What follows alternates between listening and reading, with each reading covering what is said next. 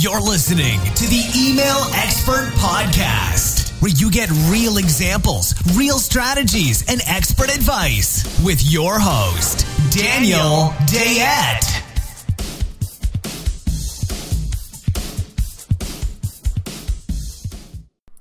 All right, everybody, thank you for showing up to the fourth episode of the Email Expert Podcast. My name is Daniel Dayette, and I have to admit I've been sick for the last week and a bit. I was hoping to have this episode out much quicker.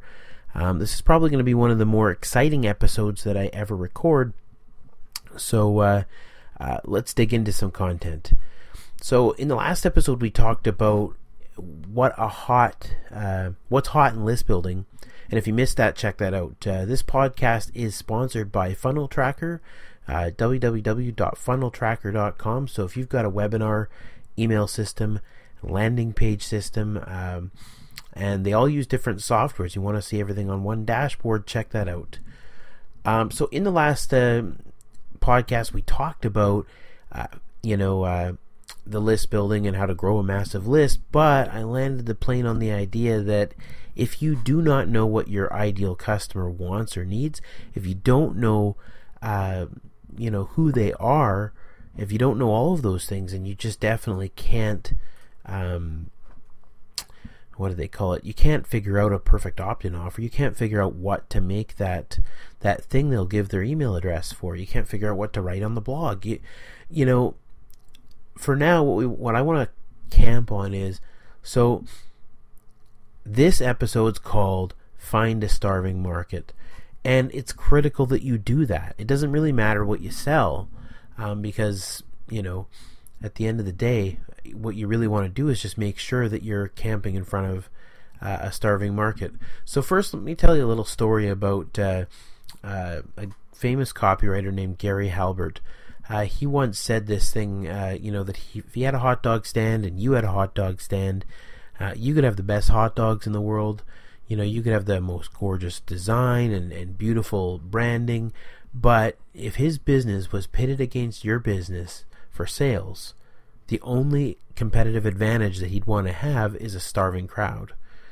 Now, there's a lot of detail that goes into that. But I want to stop for a second and just talk about, how do you find a starving market, a market that's hot for something, and why should we care? Whether they're starving or whether it's lukewarm or whatever. I mean, it's kind of obvious, right? I mean, do you really want to be forcing something down someone's throat? Do you really want to be, getting lukewarm sales, or do you really want a market that's dying for what you have, right? So, first we want to talk about is, some of the tools and how we check to see how hot a market is or what people really want. But I just want to kind of stop for a second and say that obviously every, product has a starving market. Well, not every, but I mean, if you've, basically if you have something that people buy, there is a segment of the market that really wants it. You can think about it this way, right? I mean, there is a segment of the market that wants a vacuum cleaner. There's no question. And no matter what you do, they're going to need a vacuum cleaner at some point in their lives. But then you have the segment of people whose vacuum cleaners just died. Or you have the segment of vacuum cleaner owners that are really frustrated with cleaning out their filters, or, the segment that already has an itching, burning desire to do something about the problem, right? So one of the big things, I'm just going to talk about display advertising. When you are running ads in front of somebody, image ads, like say Facebook ads or, Google display ads, you're doing what's called interruption media. They're doing something else. They're not looking for what you have. And you're hoping that when you run out in front of them with some kind of purple cow, Seth Godin's style thing, or some kind of distraction, that they're going to go, oh yeah, that sounds great. And they're going to go down the rabbit trail that is your landing page, your website, your opt-in offer, videos, sales, products, whatever. They're going to go into your funnel. Well, fact is that, that approach is obviously weak. There is another format, where people are using, for example, Google AdWords, I should say Google Search, where they're hunting for the answer to something. So if you think about it, using Google AdWords to target people searching for specific phrases is far hotter than display ads, because they literally are currently in the market for a solution. Now, they might not be willing to pay for something. We might have to start off by giving them some kind of a free report or free guide, free video, or maybe, if you're in the physical product sales, maybe a demo or a sample product shipped to their door or something. But the point is, they're looking versus, them being bombarded by ads. Now, there are other ways that we can find people looking for answers.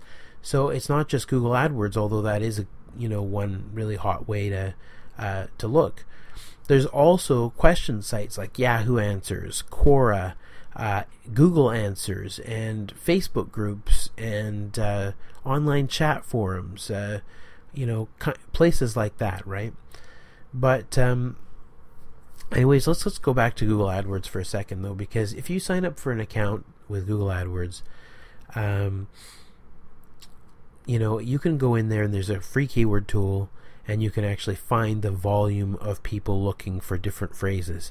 Now, I will tell you that, yes, you can learn how to use this tool really well, and you can hunt it, and you will find groups of people looking for a solution to a problem. Then you can search those phrases yourself and see what kind of answers they're getting.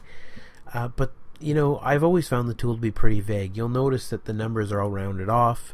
They don't say 71 searches or 75 searches. The WordTracker keyword tool and the 7 search keyword tool will both show really, really sort of micro segments of the market if there's smaller numbers. Now, you might say to yourself, okay, well, there's smaller numbers, right? That's not huge demand.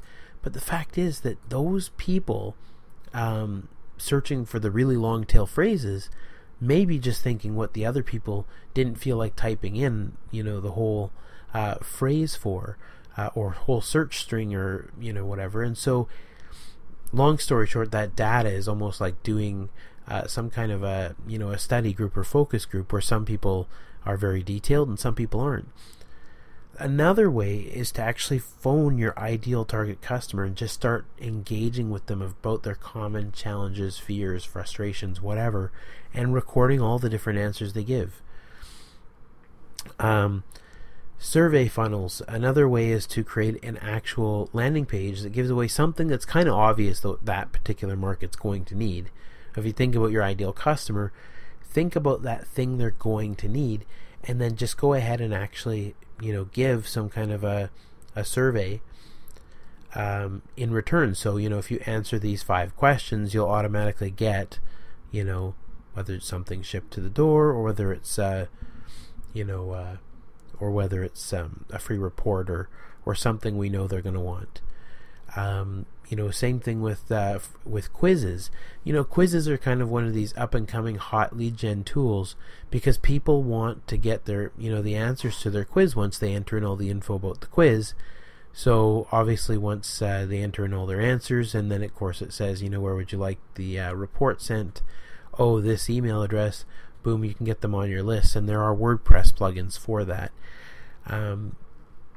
But there's actually some even hotter stuff too, like looking at what startups have already done for research, and there's websites for that. So I could spend hours talking about how to find a starving audience, but the key thing is that it's important to dig into your audience, find out who they are, find out their biggest frustration, find out their biggest goal in life. Make sure you're not guessing. It's really easy for us to guess and say, of course I know what every scuba diver wants, or of course I know what every golf person wants. They want 18 holes and an 18 par.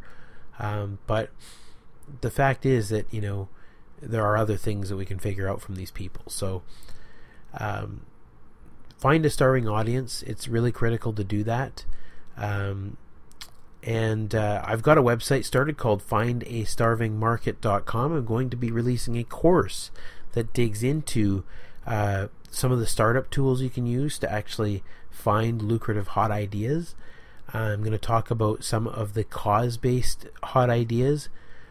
And I'm going to talk about not only how to gather research about your ideal market, but I'm going to talk about what to do with that data. Because the fact of the matter is, these answers, or these questions, I should say, you can't just go and create a solution for those. I mean, you know the old saying, was it Henry Ford once said, if I'd asked my customers what they wanted, they would have wanted a faster horse.